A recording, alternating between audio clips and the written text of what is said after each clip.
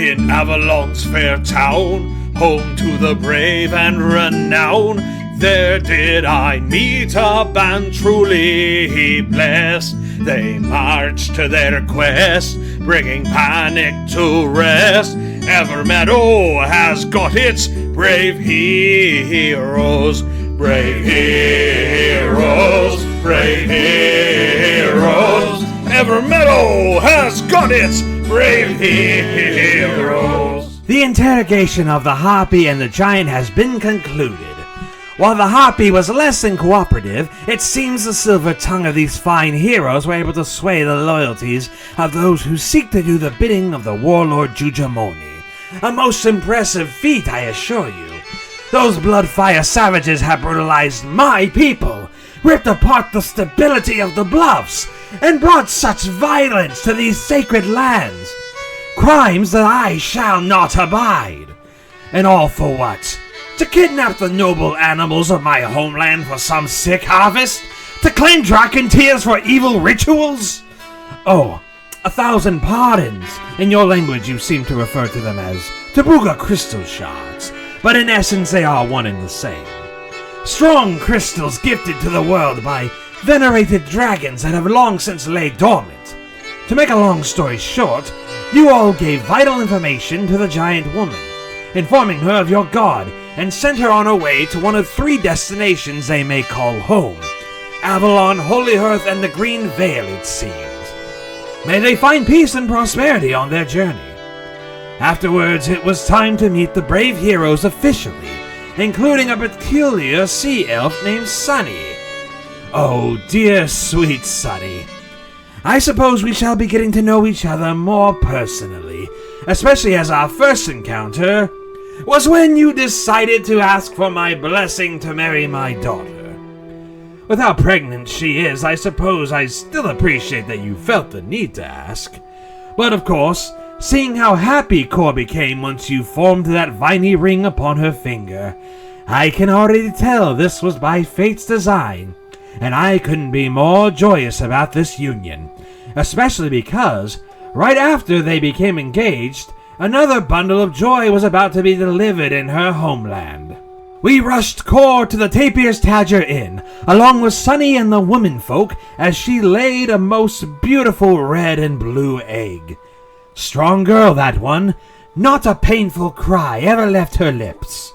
She watched over the egg all through the night, and we all gathered around the green campfire to discuss the way of things. I was told of the great legacy that each of these heroes have built their lives upon, with every tale a captivating delight. And even I spoke of how some 7 years ago, how I sought companionship that was in no way romantic. For as I know not what my race is, nor did I know the consequences of mating with someone not of my species, I did not wish to wrought chaos to this world. In my loneliness, I called upon the wilds to bless me with someone I may care for, and perhaps would care for me as well. From what I heard from those keeping watch that night, the crystal dome at the end of the cursed path opened to reveal a crystal dragon named Magnus, carrying an egg and dropping it in the flames of my den.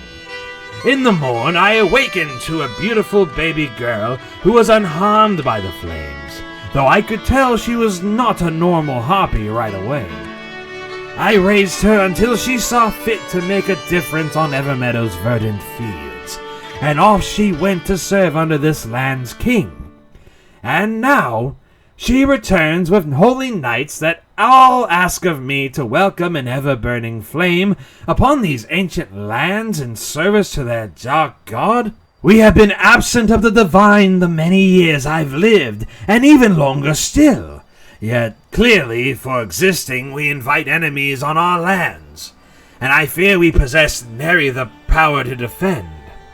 Some would say that any new influence in the bluffs would decimate our ecology, yet perhaps welcoming a guardian of souls like this Mortimer could be the very thing that ushers in a future amongst the dark horizon. But as a steward of this land and leader of my clan, I know in my heart The other leaders must approve of such drastic changes before anything can commence. And the Crusaders found a great interest in the Cliff of Offering, whereupon the altar made of dragon tears do those in need bring great sacrifice in order to shape their personal worlds even a little in their favor.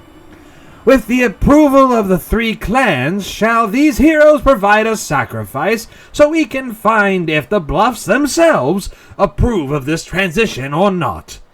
After many stories and thoughts to ponder, we drifted to sleep. Well, most of us anyway, as dear Valrog had the chance to admire the majesty of night sky with a page to immortalize what his eyes were shown that night. In the morning, we celebrated our victory over the scourge that sought our resources, and joined in a merry festival of dancing and music while wearing kilts of the Stormwind colors. Not to mention Santora and Kor had themselves a rousing drinking contest that ended in a tie.